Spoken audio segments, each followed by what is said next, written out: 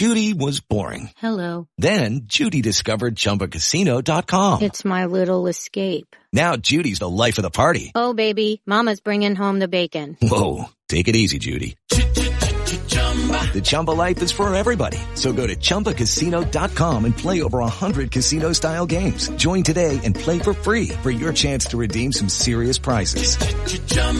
ChumbaCasino.com. No purchase necessary. Void where prohibited by law. 18 plus terms and conditions apply. See website for details. Lucky Land Casino, asking people, what's the weirdest place you've gotten lucky? Lucky? In line at the deli, I guess? Aha, in my dentist's office. More than once, actually. Do I have to say? Yes, you do. In the car before my kids' PTA meeting. Really? Yes. Excuse me, what's the weirdest place you've gotten lucky? I never win and tell. Well, there you have it. You can get lucky anywhere, playing at LuckyLandSlots.com. Play for free right now. Are you feeling lucky? No purchase necessary. Void where prohibited by law. 18 plus. Terms and conditions apply. See website for details. Hello, it is Ryan, and I was on a flight the other day playing one of my favorite social spin slot games on ChumbaCasino.com. I looked over at the person sitting next to me, and you know what they were doing? They were also playing Chumba Casino. Coincidence? I think not. Everybody's loving having fun with it. Chumba Casino is home to hundreds of casino-style games that you can play for free anytime, anywhere, even at 30,000 feet. So sign up now at ChumbaCasino.com to claim your free welcome bonus. That's ChumbaCasino.com and live the Chumba life. No purchase necessary. VGW. Void where prohibited by law. See terms and conditions. 18 plus.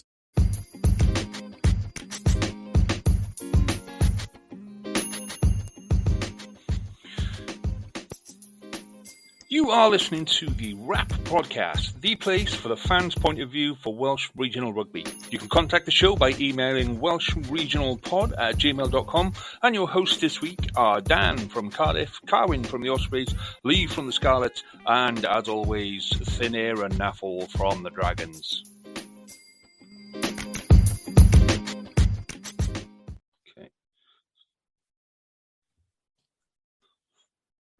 Okay, hello and welcome to the very first episode of what we hope to be a very long and, exciting experiment, because that's what it is at the minute, of what we're calling the Wrap Podcast, which is Welsh, so it's 2 R's in there, Welsh Regional Rugby Podcast. And the A can be whatever you want, boys. Okay, so that's kind of what we're calling it. That's where we're coming from. It's just about a couple of us getting together every week and having a chat about Welsh rugby, because in Wales we don't do that enough. We don't talk about the game. So, with me on the podcast this week, I've got Dan from Cardiff. Say hello, Dan. Hi, Lee. How are you? Good, mate. Good. And I've got Carwyn from the Ospreys. Your turn, Car. Hi. Yeah, how are you, Lee? Hi, listeners. And we've got no one from the Dragons because they fannied out. So just in the same way as Dragons teams fail to turn up for matches, we've got no one from the Dragons here. So if anyone from the Dragons is listening, and anyone from the Dragons wants to get involved, and anyone from the Dragons thinks, cheeky bastards, they shouldn't be saying that about us, by all means, come and have a go. Because trust me, we're going to rip the piss out of you this week, guys, because you're not here to defend yourselves. So, strap in if you're a Dragon supporter. By all means, shout at whatever device you're listening to it on. But do get in touch, because, it's going to be a rough ride for you. This is going to be a rough season for you this year, but definitely going to be a rough ride for you this week. So, just before we crack on with everything, guys, just really going to explain what we're trying to do. And it's just, this isn't about taking life too seriously. We're going to have a bit of a laugh. We're going to have a bit of a joke. We're going to take the mickey out of each other. Rugby's a passionate game, so there's going to be swearing in there. If it's so if you've got young kids, chances are time to take a bit of time away from the young kids and listen to the podcast.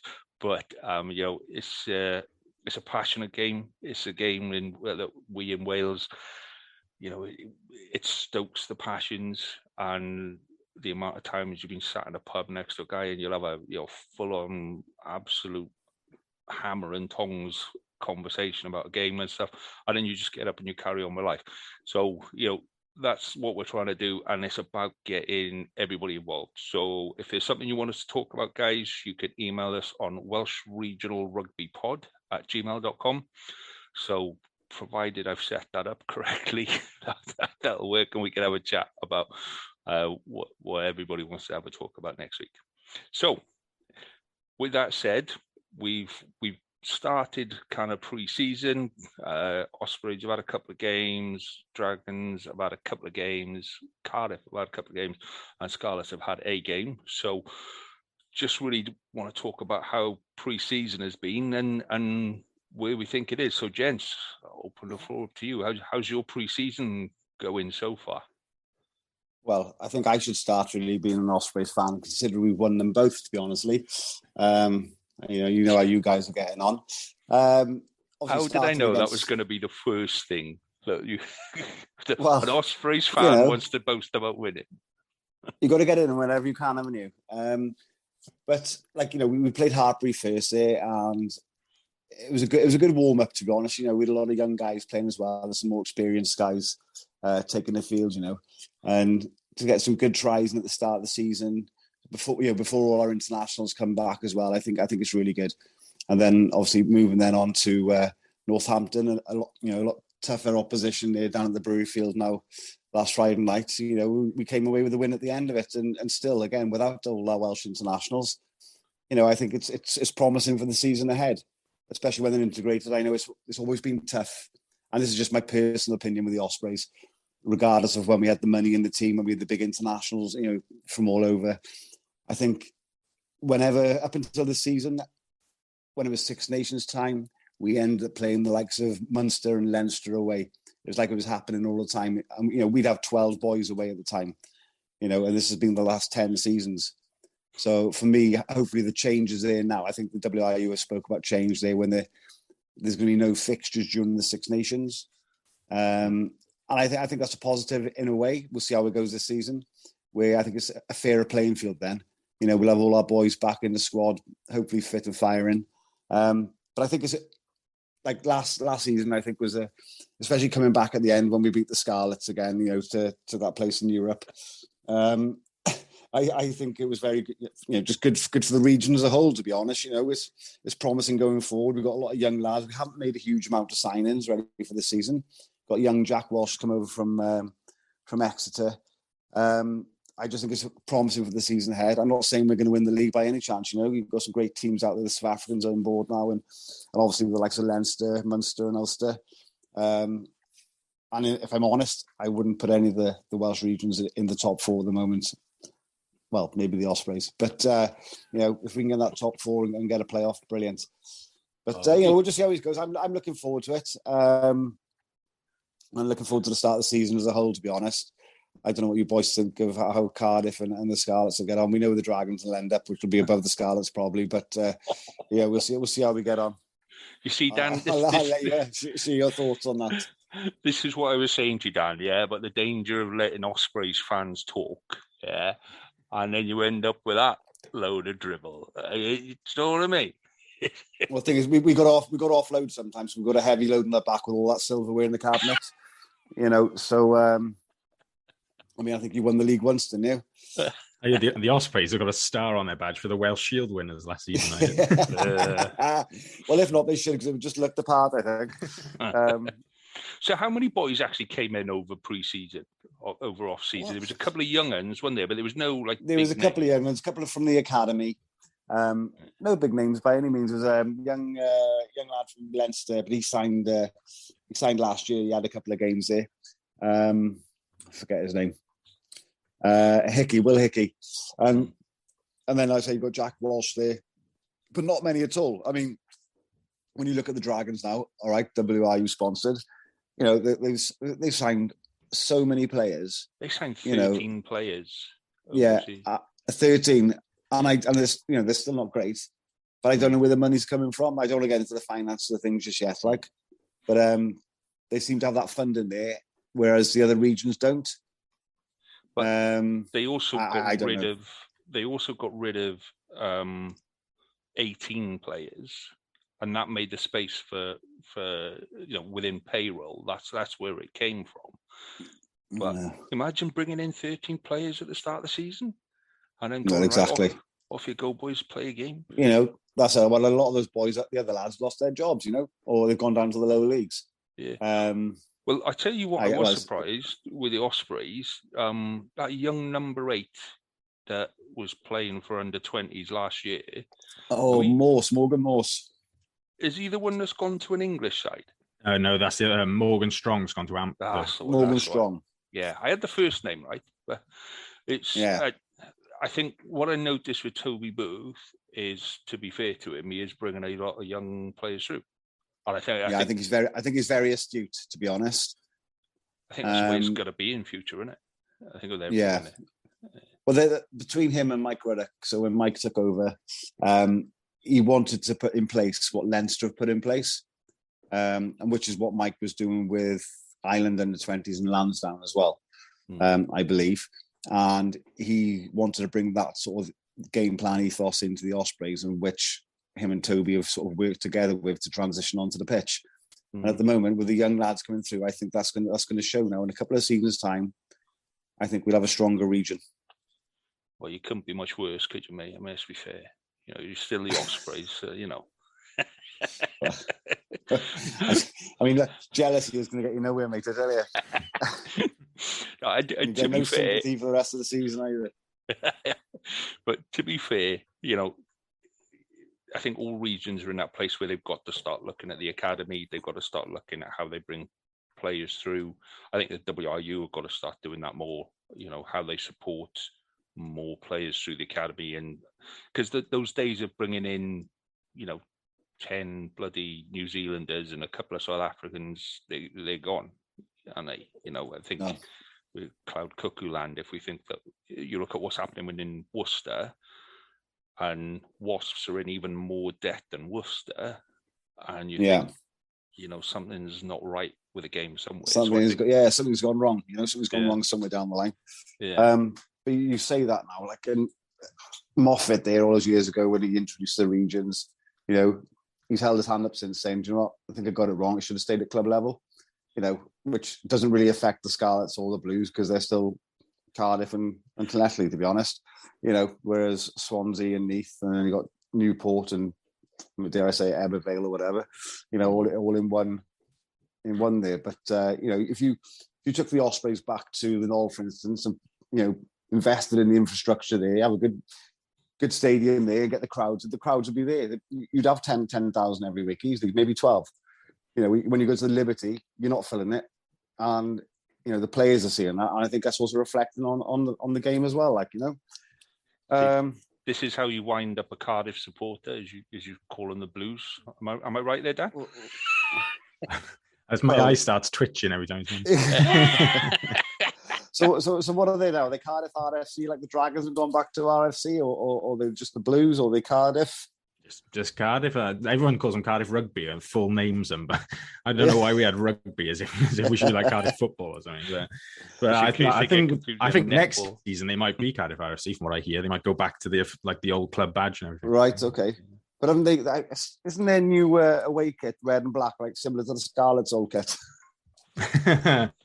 No, it's the old Cardiff away kits were red and black. I mean, that's what they're based on, some 90s kits, some really old Nike ones. Isn't it based on the last? They're based on like the last time Cardiff won or did well in the European Cup before English teams came in, wouldn't it? Yeah, it's 25 years. It was. We got to the semi-final. I think they played back. Yeah, in 97, 98. And I don't know, this is slightly before my time, but from what I'm told, we got robbed by the referee. So standard. Yeah, they played Toulouse in the final, didn't they? That was the very first one. No, Bath, sorry. No, he did play Toulouse in the first final, and then the kit this season is based on the 97-98 one where we played Bath in the semi-final. Right, okay. Yeah. So you're showing your colours here as a true Cardiff supporter, Dan, because you're already blaming the referee, and we haven't even spoken about last week's game, mate. So Carwyn, what did you reckon of Friday's game then, mate? As in, is that giving you anything for what's going to come for the rest of the season, do you think? Look, you could never judge on pre-season. You look, that's just all the lads are getting a run out. You know, they're putting some practice into place. I don't know. You know, going forward, I think our first game's against the Scarlets. I think, isn't it? Yes. You know, and that'll be the first test there. Because I think even the first game, I'm not sure we'll have all the internationals back, but like I said, we're building a decent squad there who've played the majority of last season together. You know, there's a couple of good tries there. But I just think going into the start of the season, yeah, the friendlies are out the way, great, serious business now. The big boys will be coming in. So what about Cardiff then, Dan? Because there's no way of getting away from that. That's a kick in an arse. I couldn't be more opposite in terms of optimism. I was sick of preseason at halftime. I'm sick of the new. I thought after the end of last season, I can't get worse than this. Life's a long preseason now. They've been in for months, and by halftime, I felt like it was last season again. I wasn't at Gloucester on Friday, so I followed on Twitter, and the takeaway from the first half. The takeaway from the first half was that we got to the 22 2 or 3 times, scored no points, didn't take any opportunities, give away a few penalties in midfield. Gloucester got into our 22 3 times and scored from 3 driving mauls. And at that point, I was like, I'm sick of this season now. That's good for me. We'll call this one off. I'm going to try again next year. And did Cardiff? Sorry, did Gloucester have many of their first teamers? I know Cardiff didn't. Yeah, I think that's a little bit of the thing from this preseason is that obviously the English teams are at a slightly different point to their preseason because they start the league proper next week, don't they? Yeah, so like a week they're like sort of fine tuning, and Gloucester have played. They definitely played Munster already, and I think they might have had one other game as well. And that was our first hit out, and yeah, they had sort of Chris Harris outside centre, Adam Hastings at 10, Ackerman was captain. Yeah, they're building.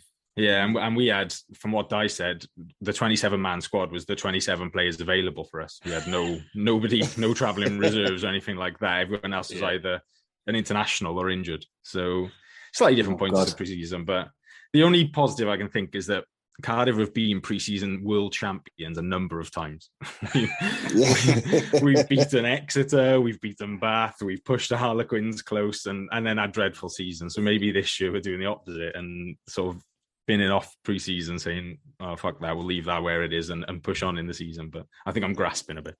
Oh, absolutely. But you look at the players that have come on board over, off season, just the back row players that Cardiff have recruited, and you think, this has got to go well now. Do you know what I mean? You cannot screw this season up with that many international players, or is that going to kill Someone it? mentioned, you know what I mean? Someone mentioned that we created the 2 centre system, and now we're going to try a new formation of sort of 15 back rowers just to see how it goes. Jackal across the pitch, win all the penalties we can go for. Yeah. What's the name of the big Tongan boy you got now? Timani, Lepeti Timani. I bumped in. Trust me, he's not a boy. The other day. He is absolutely massive. I saw him the other day. Big man. Yeah, but then this is one of the things I was looking at the way the Irish sides played the other day, and compared up front, and it's kind of across all kind of 4 Welsh regions. They are just so much more aggressive up front. Do you know what I mean? There's if you've seen the clip of Etzbeth from the South African game, and and that fire in his eyes, and he's really, he's got him by the throat, and you think, Christ, somebody needs to get in the middle there. But I certainly wouldn't. I wouldn't have either. No. Yeah. Do you know, have we lost that from Welsh rugby? Do you know what I mean? You would have been. Seems like it's sometimes men against boys, doesn't it? That's my feeling on it when I see the teams, like the Welsh teams, maybe playing the English teams. It's like they are literally men against boys. And there's some big lumps up there, and they are aggressive. The thing with our lads are just quite nice lads in Wales. I think that's the thing. I quite like all of the Cardiff players. I don't have a problem with any of them. You go for a cup of tea with them, wouldn't you? Yeah, come in for a chat after the game or whatever. But what they don't do is no one sort of drops a shoulder on someone off the ball, or no one, when we're counter-attacking or someone, no one puts a blatant block in midfield to create a gap or anything like that. There's no nastiness about them. And I think if you look at some of the players that we've really liked from Cardiff and across the Welsh regional game, particularly the foreign players, they've all they've all had that little streak about them. I think of somebody like Big Nick Williams at Cardiff. I hated him before he came here because a couple of seasons ago we were over in Ulster and he drops the shoulder on the back of Patchell at a ruck. I think Patchell ended up in hospital that night or something. He's still injured from it, mate. Yeah. He's still out because of it. When he's on your side, then Big Nick, you fucking love him because he's like a proper bully of a bloke. He's putting the team on his back, carrying them forwards, and that's what we miss from some of these Welsh lads who are just like, I'm not going to say like they're mollycoddles or anything like that, but they just seem to be brought up in a nice little bubble where they're the best rugby player in their village, and that sort of does for them, really.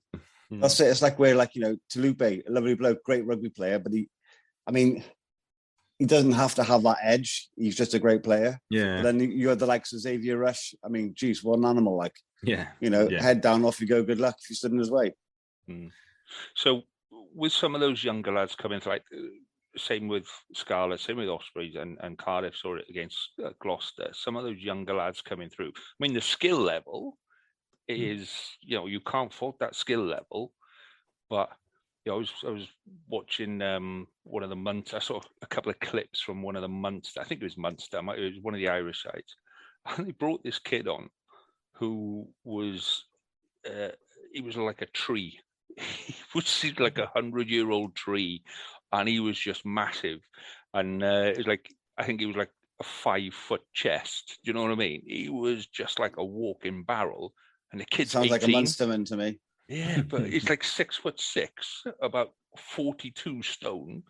And, he's 18. He said he couldn't train with us on Thursday because he had to go and get his A-level results. You're like, wow, yeah.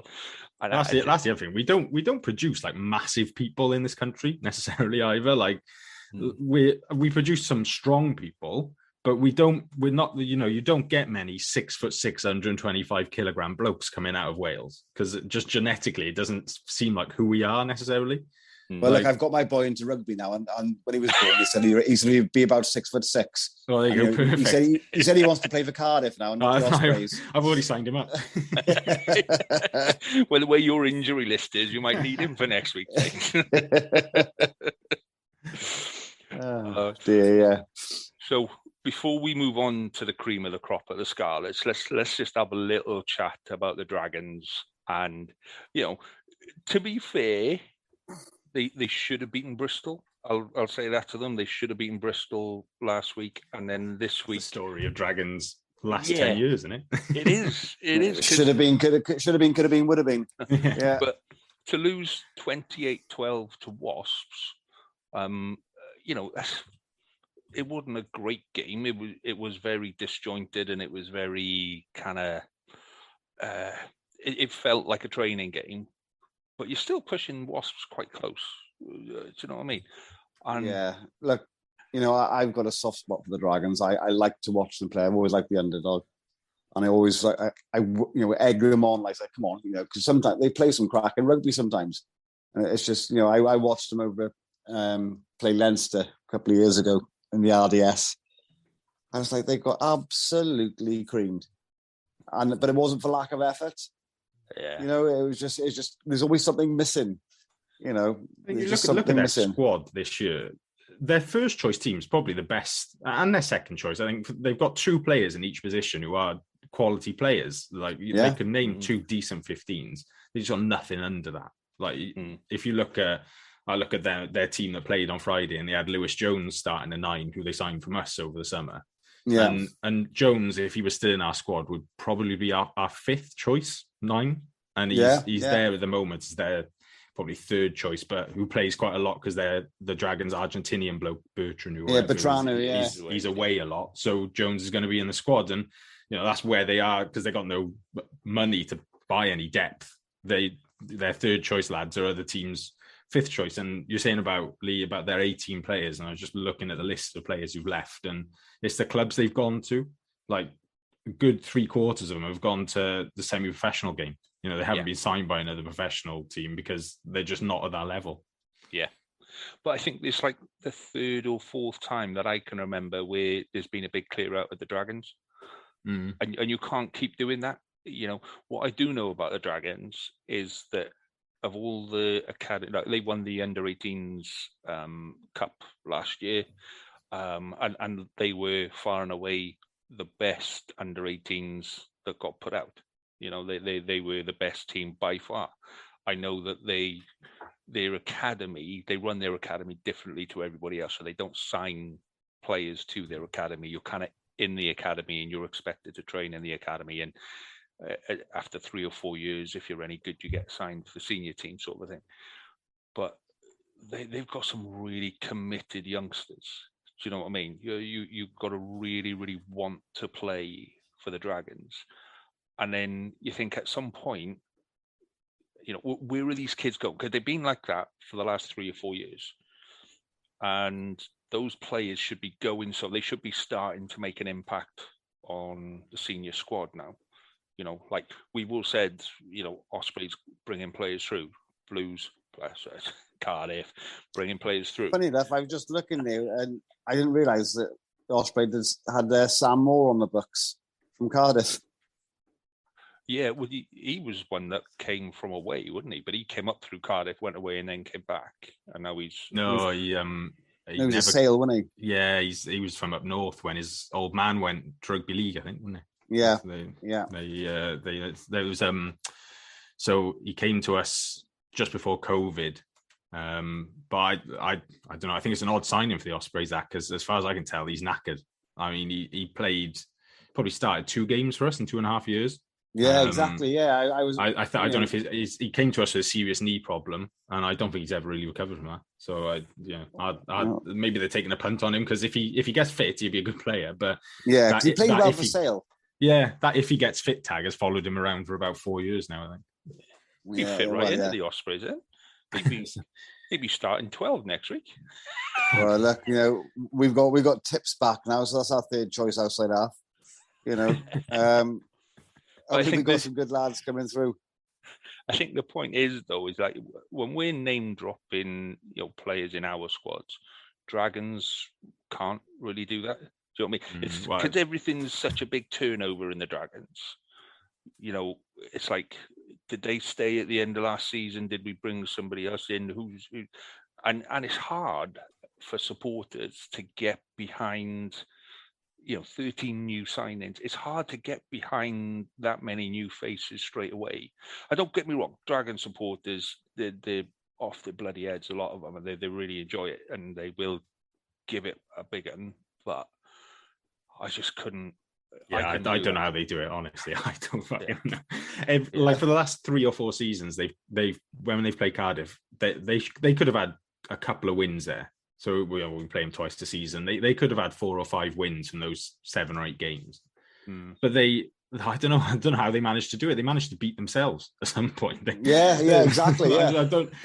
I'm watching some of these games. I'm thinking, honestly, I don't know how we've won that. Like I have no idea. We played them in that Rainbow Cup, that dreadful thing when COVID was around and stuff. Yeah. And we had one of them 20-minute red cards when they were a thing, they were shite anyway. But we were playing dreadfully. Had a 20-minute red card and still managed to win the game somehow. I do not know how they managed to beat themselves up every week. I think it's just a culture thing there. It must be so difficult to get that out of your head and thinking, oh, we've blown this position so many times. Because they have got some cracking players in the squad, like, you know, and they proper workhorses as well. Like, and I think once they click and they get that run of games, I think they'll be a hard team to beat. But it's just they've got to get that culture in there and turn it around, you know. But I think Dean Ryan, I think he is the man to do it at the moment. The one thing I would say for the Dragons as well is that out of all the players who've signed for Welsh regional teams this summer, I think Co Tompkinson, the lad from the Highlanders in the centre, is probably the most exciting, and he's gone to the Dragons. So if he can stay fit and they get sort of 15, 16 starts out of him, that could be a real big boost for them, because 12 is such a key position as well, I think, for their team. He could be for the Dragons. Really, I think he could be for the Dragons as Regan King was for the Scarlets. He seems that sort of player. I think you hit the nail on the head there with that, how many starts you get out of him. You know, because like Cardiff have got Liam Williams, but he came back to the Scarlets for 2 seasons and played 6 games at first, I think, over 2 seasons. And you're like, and as much as we loved Liam Williams, and every support, not a single supporter had a bad word to say about Liam Williams, and never would. But when you talk to people about, he's gone to Cardiff, and people were a bit like, yeah, okay, not, and I think it's how many of these big name players you actually get on the park regularly, and in theory, Dragons should week on week be able to put more of those big name players on the park than anybody else. Do you know what I mean? They should be, because they've got. This is the problem, Lee. Sorry, I don't mean to interrupt, but I think this is the problem. Like, when there's WRU contracted players in the 60 cap rule, like you look across the border there, and it doesn't matter if you're playing for England, you're playing for us next week as well. You're paid to play the game, and that's why they got strong teams. Yes, you get people get injured. That's the nature of the game. But and you do have to look after the players. I understand all the concussion things and around that as well. But the players sign up to the game, knowing what they're doing. They play it because they enjoy it, but they do know the risks. And play week in, week out. They've got the great medical help there now. If they get it, like pick us up niggles, after a game, they're normally better by the end of the week. Get on with it. That's the thing that underlines all the conversation on Welsh teams, isn't it? Is that our primary purpose is not actually to be there to be competitive in the URC, is to make sure that players are ready to play for Wales. And that's where, like, that's rubbish for us who want to see our teams do really well week in, week out. But the sad reality is that our main thing, so like with Cardiff signing Liam Williams, obviously we're not going to see him much, and it's not a signing that particularly bothers me because of the way the funding or the payments work. We're getting a decent amount of money from the WRU that we otherwise wouldn't have had to pay him with. So it's not, we're not losing anything money wise, but when he's going to play, is he going to disrupt the flow of the squad by coming in every now and again and playing 3 or 4 games and then going back out again? We'll probably see him 2 or 3 times in October, then he'll go off to the autumn internationals, then we might see him 2 or 3 times for the Christmas derbies, and then he'll go off to the Six Nations, and then we might see him 2 or 3 times at the end of the season. And in between that time, we're going to get settled with another player playing 15 in that back 3, and is he going to disrupt that coming in then? And he's a great player, and when he plays, he'll bring something, but does it disrupt the flow of the season as a whole, just to get him ready for playing for Wales rather than for us to be competitive? So that's sort of the shit circle that we're in there. You look like, if Cardiff put those players in regularly, you've got a back 3 there: Liam Williams, Josh Adams, and Owen Lane. I mean, Jesus, any team would want those 3 in the backs there, and I just think, like, the regions of the horses and the WRU's the rider, like, they're in charge, and doesn't seem to be any leeway at all. Like, I don't know if it'll ever get sorted, to be honest, but it is a shame because you go on. I reckon at the end of this season, the WRU are going to start pulling players out of fixtures simply because we've got a World Cup coming up, and depending on how the Six Nations goes, if we have a good Six Nations, it'll be a case of wrap them up in cotton wool because we don't want any injuries. If we have a crap Six Nations, it'll be a case of, right, we need these players in camp for an extra week or an extra 2 weeks ready for the World Cup. Do you know what I mean? I just think we're going to get shafted, whichever. We all love watching Wales. We all want us to do well in the Six Nations of the World Cup. But to be honest, the regions come first. They're the blood, the lifeline of the Welsh rugby. It's week in, week out stuff. I don't know. We'll talk a little bit about that later. But we haven't touched on Scarlet's pre-season so far, and obviously, we saved the best. Oh, I thought we did, but it was very short, wasn't it? So nothing much to see here. I'm just going to go with Fafita. Thank you very much, lovely jubbly. We're all happy. And I think, I watched the Scarlets game on Friday. I thought we put 28 players on the park, and you could see that at the end of the second half that there were a couple of players going like, "Oh, hello, who are you? Nice to see you." Yeah. Sort of there, do you know what I mean? So I said before that game on Friday, I'm not going to put too much emphasis on pre-season because it is about putting out a lot of players that will fill in through the season. I think we put a lot of players on the park on Friday that we'll see bits and bobs of through the season. And I'd much prefer that their senior team debut came against Bristol Bears pre-season Friday night rather than Leinster in the middle of December when it's lashing down with rain and you're 50 points to 0 down. Do you know what I mean? That's part of the game now, and you've got to manage those players through. But we signed one player in off season, and that was Fafita, and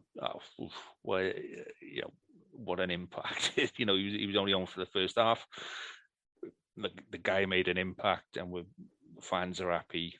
I think everything I've seen coming out of pre-season with Scarlett has been happy, smiling faces, and we didn't see that before. We didn't see that with Delaney. Dwayne came back last season where we nicked him off Cardiff because why would you want to go to Cardiff? Well, to be honest, why would you want to leave Ulster for the Scarlets? But hey ho. Yeah. But he came kind of halfway through pre-season last year and didn't really have a chance to put his stamp on it. This year's got a stamp of Dwayne Peel on it. It definitely has. So everything I've seen coming out has been quite positive. It's been quite upbeat. Not been, you always get kind of rumours about so-and-so's not happy or so-and-so's lamped someone or this kind of stuff.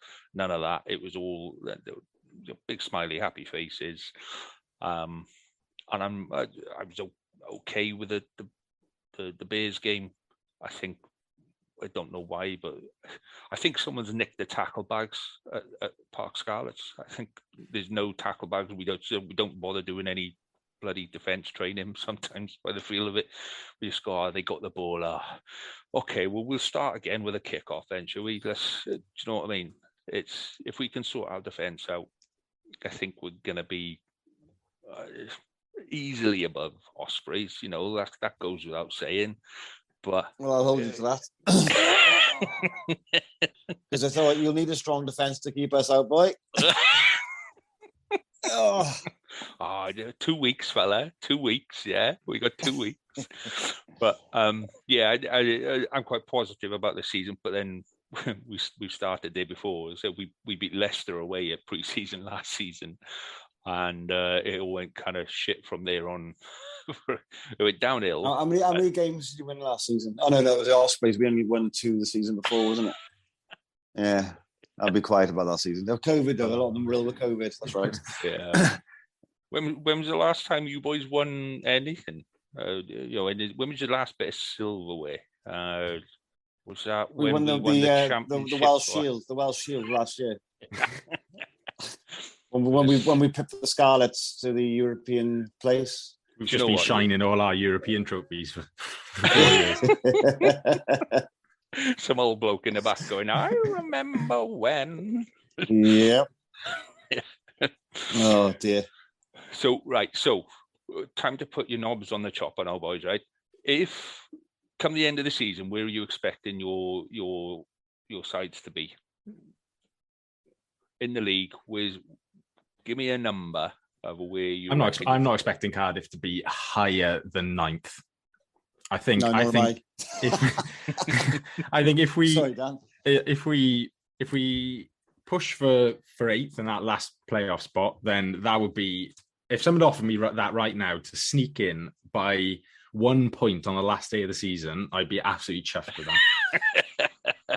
I think that would be a hell of a season. But no, I all I'm mainly after is finishing above the Dragons for this season, to be honest. That's quite a low starting point for Cardiff. But anything else is a bonus. Yeah, as long as we don't come bottom of the Welsh Shield table, I'm happy. And you, Lee, where do you think the Scarlets will come? I'm quite hopeful because I'm looking forward to this. Go on. Yeah. Well, record this particular bit. We haven't got that many Welsh internationals in our squad at the minute. We've got quite a lot of non-Welsh players there. And I think when we did win the championship, we won it over the period where we were still playing through the Six Nations and everybody else was depleted. And I think we had like 6 internationals or whatever. And we just kept playing with, basically the same side. So I kind of get that feeling that if we can, through the autumn internationals and the Six Nations, I think if we have a good run, then we may well be pushing top 3, top 4. I think we'll come above 2 Irish sides. That's my prediction. Above 2 Irish sides. I don't know where, but I think we'll come above 2 Irish sides. There you go. That's a massive one. To be fair, that's a huge claim. I'm still in shock. That's why I was quiet for a second. You'd be lucky to come above the Scottish sides, to be honest. I don't know. Well, they have played well the last couple of seasons as well, mind. But for me, and I wouldn't expect anything less than a playoff place this season. And that's honestly, However, they'll probably end up 5th, but I expect them to be in the playoffs. I can see the Ospreys pushing for the playoffs. To be fair, this year, I think if they get that backline moving a bit, then they do have a chance to push on. The Scarlets' defense is a massive question. I mean, they shipped off the defense coach in the summer, did they? That old Leinster bloke, and they got Gareth Williams in, who, as far as I can see, has no senior defensive coaching experience. So I don't know. That's a huge gamble, that I think, to ask him to run the defense. If the Scarlets make it, it would be a hell of a season, because I think they're going to be beating teams sort of 45-44 most weeks. That's how they're going to have to do it. I mean, it's going to be the most incredible season results-wise. But I don't know. I think it'd be great for Welsh rugby to get 2 teams in the playoffs. Absolutely. And that would be a massive boost. But I think there's, for both the Ospreys and the Scarlets, they could do it. But the Ospreys have got a big question mark over that attack. And let me give you question mark over defense. Let me give you this, what I think could be the starting backline for the Ospreys. I won't go into the forwards; it's not my area of expertise. But I think you've got Reece Webb, and then you've got oh my God, Gareth Anscombe. You got Gareth Anscombe there.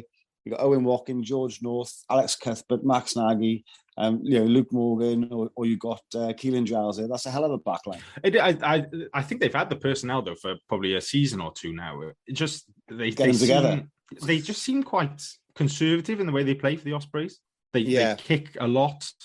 They play off the front foot quite a bit because the pack's good, but they don't seem to take advantage of that. So I don't know. If they can kick on, but because Anscombe looked really good for Wales, I thought, over the summer in particular. He looked getting back to his best after that injury. But I don't know. They just, if they can put some attacking rugby together and score a couple more tries, because I don't know what the stat was with their try bonus points, but I think it was relatively low, the Ospreys last season. It was, and that was, if we had got the bonus points in the games, we could have got them in. Yeah, we would have been in the playoffs. And so I think that's where they need to focus. And if they do string that together, they'll be definitely pushing into the playoffs. And if they can get a home quarterfinal, that would be massive. Oh, absolutely. So the big question then, boys, is Dragons, will they come above or below Zebra? That's the other key bit. I think they might shock a few people this season. I think they can grab a couple of wins. And it seems to me, like I said before we started recording, Zebra lost 42-14 to Ealing on the weekend from the English Championship. I think Zebra might have got worse. I don't know if that's possible, but I think it might have happened. Dean Ryan sitting there going like, oh, yeah. Di Young said that last season, didn't he? Oh, we're off to Italy. Happy days. Oh, no. Sorry, Dan, We're getting PTSD about it. Right. Look, we can't mock Italy. Look, they beat Wales as well, didn't they? That's true. Yeah. Right, gents, we gotta start wrapping this up. because it's been an absolute pleasure for our first one. But just quickly, so there's a ton of other stuff that we'll probably try and talk about in future. Things like future episodes, guys. Things like Worcester and finances. I think that's going to be massive. I think that if we think that's going to be English rugby on its own, I think we're burying heads in sand. Early onset dementia, I think that's going to be massive when all of that starts to kind of unravel itself. Things that I think will really kick in. I've just seen it this week. There's a new TV deal announced for America that we should be all over. But then we've also got this thing that was out today, Dan, about restructuring finances and all of that kind of stuff. What did you see on that, mate?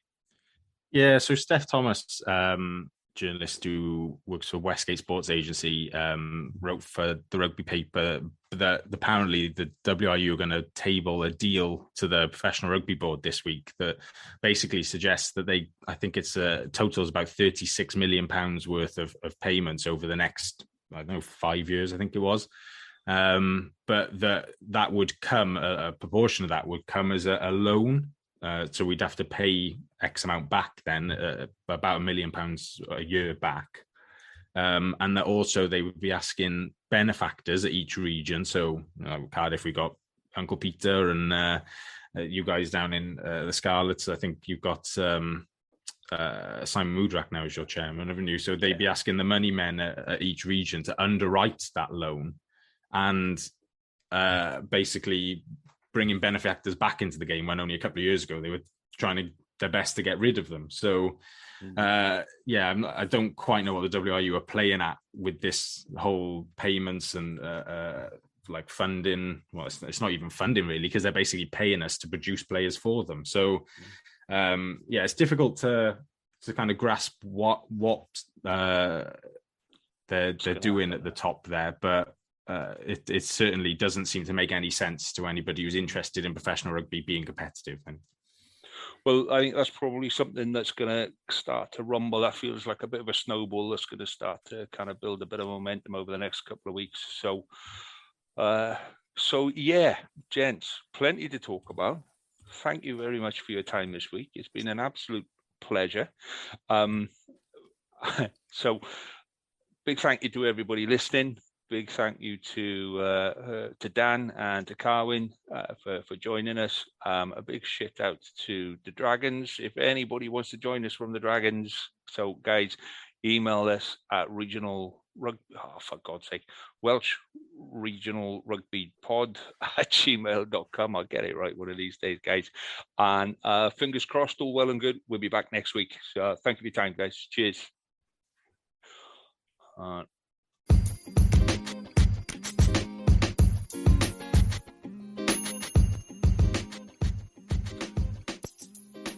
You have been listening to the Wrap Podcast with Dan, Carwyn and Lee. We'll be back next week with more of the same, so join us then. We will be discussing the Scarlets versus Dragons game, the Cardiff Zebra game, and anything and everything important in Welsh regional rugby.